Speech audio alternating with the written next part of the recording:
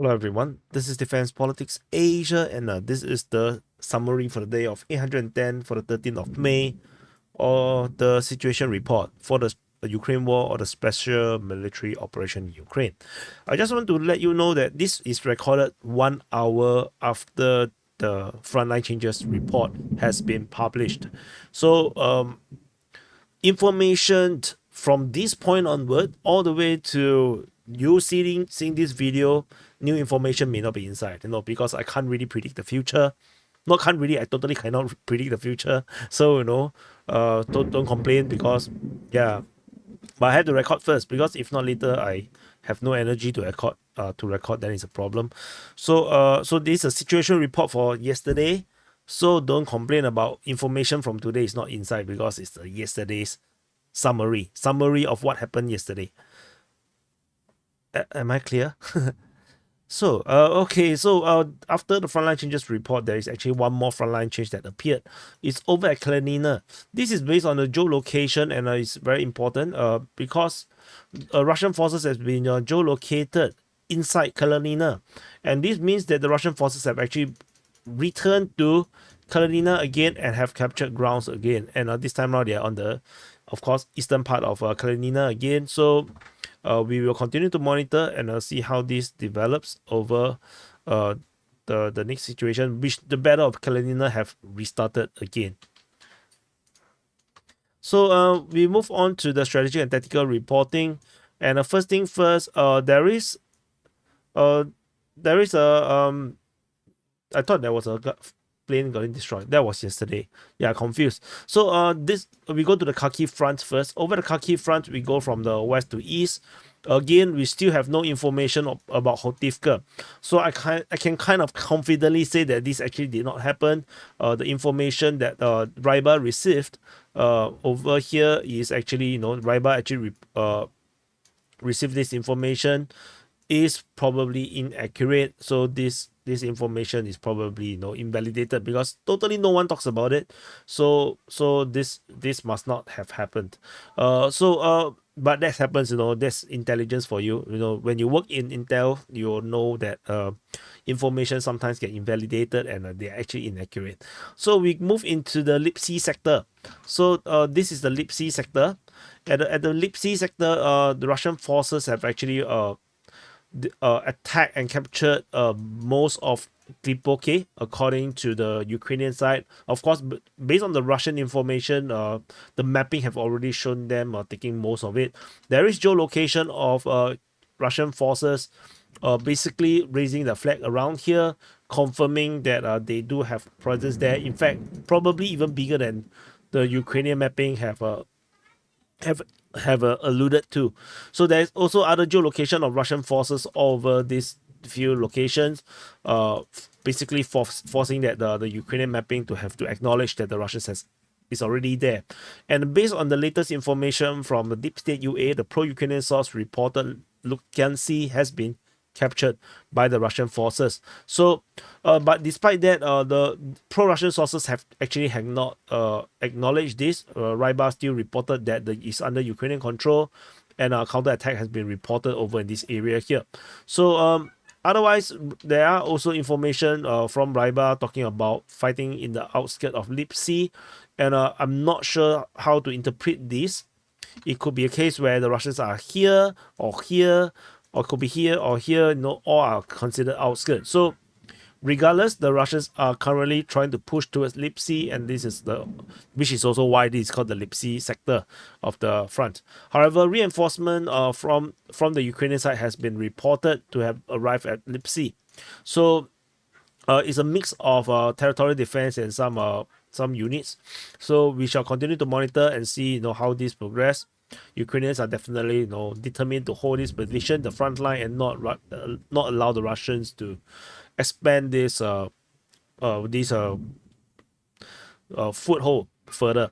Over the Nekushne sector, the Ukrainians have backtracked on their reporting based on their mapping. By Deep State UA, they claim that after the fog of war have lifted, they say that Zeleny is still under Ukrainian control. So I have put it under this, gave them a flag because it could be a recapture, because we do have information from Rybat about fighting around in this area here, and the Russian Defense Ministry did mention fighting over at Koshny. So which means that there is definitely some Russian attack in this area here. However, where the front line is now currently a question mark. We have no idea what's happening right here. The difference between the Russian and Ukrainian mapping is now widening. So we will continue to monitor and wait for more information to appear.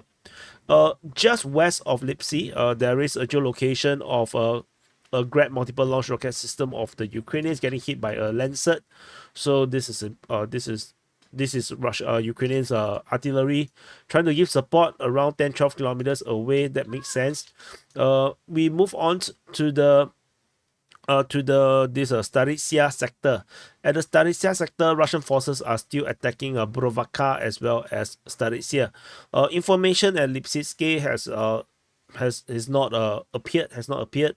However, it's important to note, based on Ukrainian mapping, despite I put the Ukrainian mapping as rather different, you can see that the Ukrainians are firm the control is still quite big, but in terms of Ukrainian mapping, this area here is actually gray zone, so the Ukrainians actually do not know where the Russians are, and so which is somewhat of an acknowledgement that the Russians could be at Lipitsky, or there is fighting over there.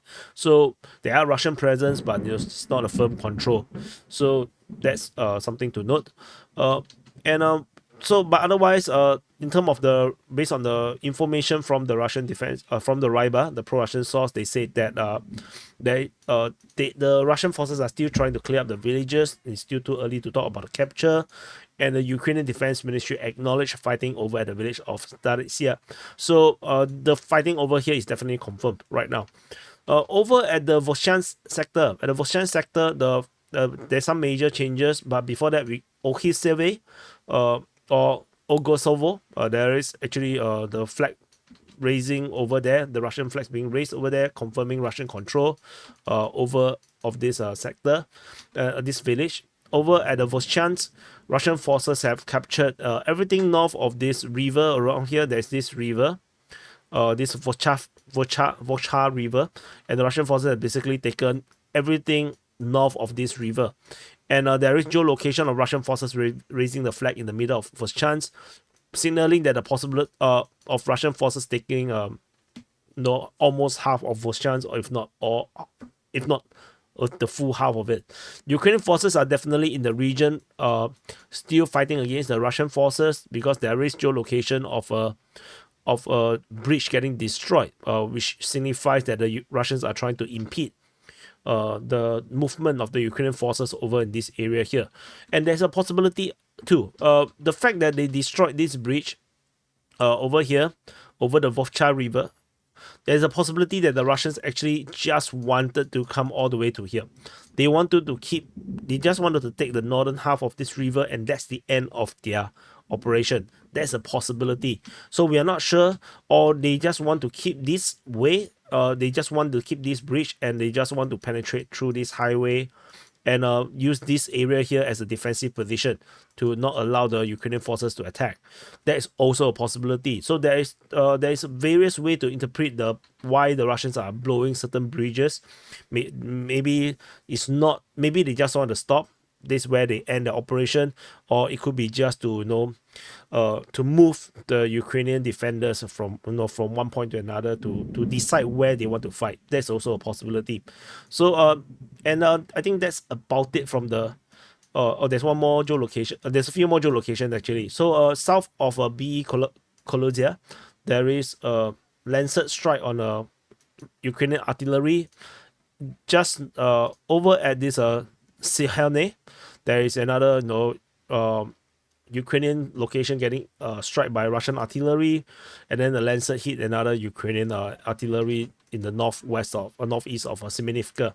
So there's a lot of strikes. The intensity of this offensive is still rather high, but again, I have to say I still not very convinced that the Russians are going to go far.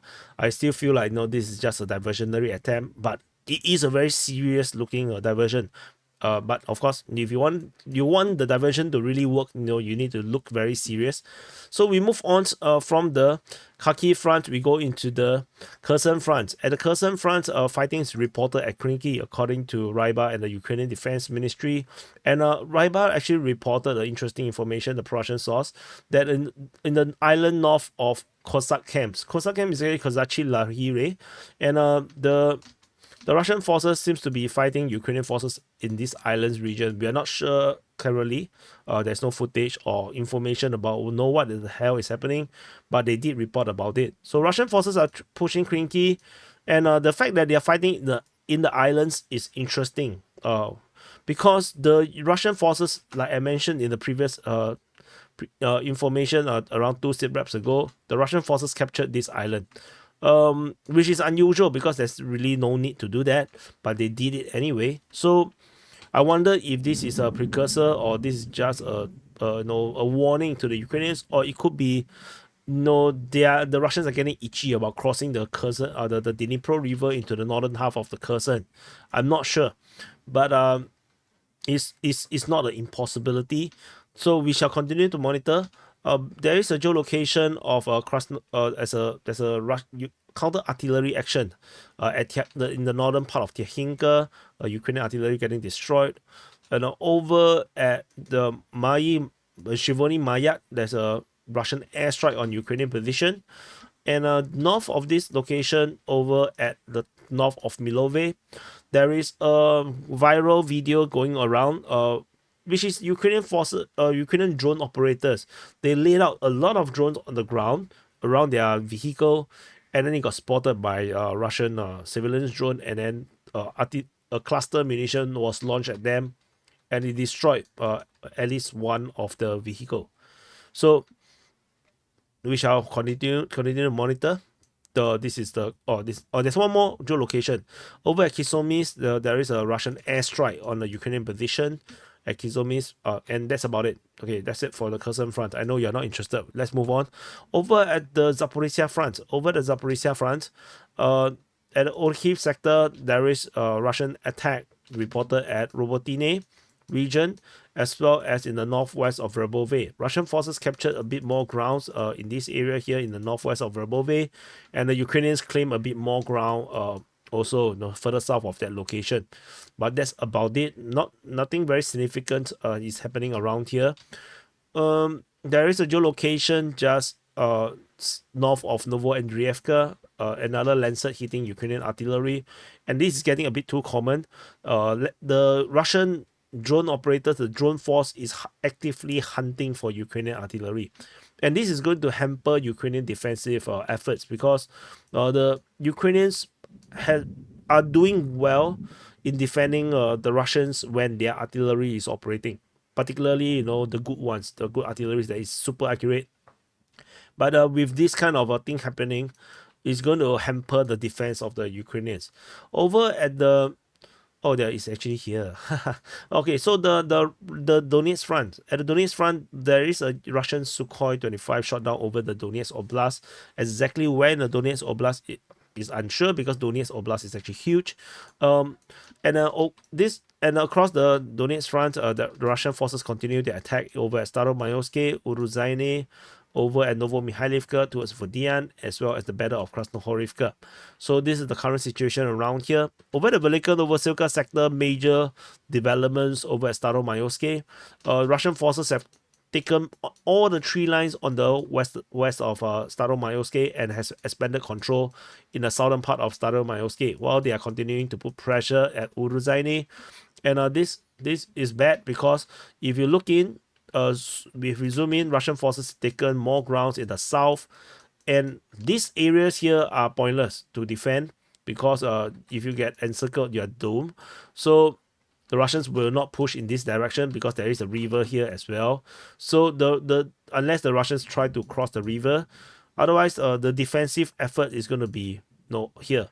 However, with the Russians taking all the tree lines around there, they can now attack into the rear position, into the northern part of Staromayoske, and with a pincer or a flanking attack, this is going to make defending extremely complicated. and it might trigger a withdrawal of the forces over on the eastern part. Because they fear that the Russians may suddenly just overrun them and then they got encircled.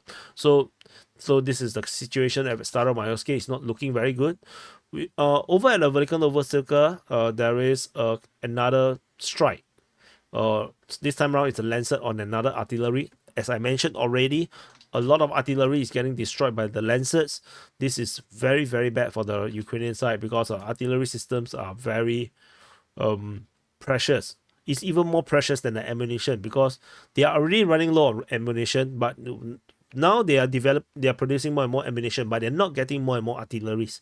So all these artillery systems are very, very precious. We move on over at the Novomihailivka region. Fighting reported in this region at Novomihailivka and Vodian. Nothing much to update about this. We move on. Nothing at Georgievka. At the Battle of Krasnohorivka, Russian forces expanded their control just by a little bit, taking a few more high-rise building in the center, just off the school, and then they're attacking to westward towards the northwest of Krasnohorivka. So the slow progress clearly shows that the Ukrainians are doing their best to defend. So this is the current situation at Krasnohorivka. So we move on over at the Avdiivka Front. At the Avdiivka Front, can I feed everything in? I can't. So okay, in the southern flank of the Avdiivka Front, Russian forces have success over this region here. They have finally closed up half of this salient over in the southern part of Pervomaisky. This signifies that Ukrainians have actually abandoned the position, but they're probably going to still stay and hold the defense line, but no, I'm not sure whether they will want to do that.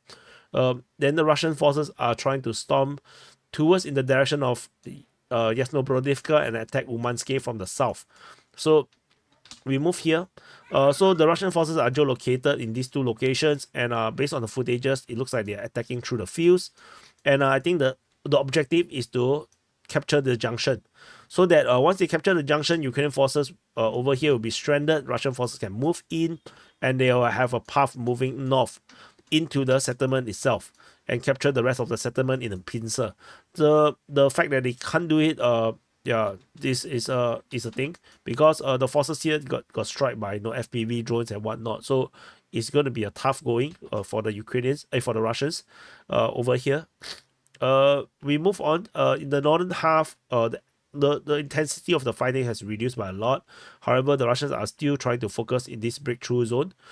This is the PG. If you can see, this is a peak. Yeah, it's a peak over here, and it's like it's looking for circle. Anyway, the PG wants to is now attacking north of circle, and they are also attacking towards Novo Alexandrivka as well as Kalinove. But this is the current situation. However, not much developments around here. It looks like the Ukrainians have stabilized the defense. All the Russians are running out of steam, or they are going into operational pause. So whatever it is, the Ukrainians should take this opportunity to entrench and regroup and rebuild their defenses. And if not, then when the Russians have enough rest, it's going to be another dangerous time. There's nothing over the New York front. We move into the Bakhmut front. So this Bakhmut city, in the southern part of the Bakhmut front, Russian forces attack at Andriivka, Klishchiivka as usual, as well as in the region of Ivanytsky. Not much details are gathered around here. Over in the northern half, Russian forces are attacking over in Kharkivka, Kalinina, and Novi. So this is the current situation, and particularly for Novi and Kalinina, there is big developments. So Russian forces have entered into Novi again. This is geolocated, but however, not far. There is a TOS-1, the thermobaric missile strike over just ahead of the Russian forces. So they are putting pressure and are trying to clear out the Ukrainians through intense explosions to force them out while they push in. On Kalinina side, Russian forces are geolocated into the western part of eastern part of Kalinina. So the battle of Kalinina begins again. This is round 2. Round 1, the Russian forces was kicked out, so the Russians are now trying again. So this is the current situation over at the Bakhmut Front. And we move into the Siversk Front. Over the Siversk Front, we still have the usual. The Siversk offensive is still ongoing. Russian forces attack at Bilohorivka, Verkhomokalyamsky, Spurny, Vimka, as well as Rozdolivka. So that's about it. Nothing new regarding this sector. We move into Kreminna. Kreminna Front, there is actually no much reports around here. We have Russians attacking Makiivka being mentioned. There is a geolocation of Russian forces getting hit by shelling in the area of Toske. In the Novovodyan region, Russian forces also was geolocated, including a turtle tank over in the Novovodyan region getting hit by the Ukrainians. We move into the Svatove Front. At the Svatove Front, we have Russian forces attacking at Novoyehorivka as well as Demakivka. So that's about it in the Svatove Front. We move into the Kupyansk Front. So there is Berestove as well. I usually can't decide Berestove is part of the Svatove or the Kupyansk Front, but there is fighting at Berestove. Over in the northern part, Russian forces are attacking at Sinkivka and Petropavlivka. This is traditional. This is almost like a ritual thing. No, pay no mind or pay no heed to it. Geolocation of Ukrainian forces getting destroyed. There's an infantry fighting vehicle just off Khyslivka getting destroyed. And the fact that this is happening means that the Ukrainians are trying to attack and try to push back the Russians in the Khyslivka region or to do fire attacks. So tentatively, the Russians seems to be very relaxed. As usual, they are always so relaxed. They don't seem to take advantage of their advantage. But that is what it is. So that's about it. So this is the SITREP or the summary for the day of 810 for the 13th of May. Press the like button, subscribe. Like real, no, I'm not joking. Like you should subscribe. Like the subscribe numbers is very low as compared to the number of unsubscribed people watching. So if you watch to this point and you're not subscribed, I don't know what you're waiting for. Drop the TOS1A on the like button and the subscribe button. Just whack it, destroy it. And I'll see you guys in the next update.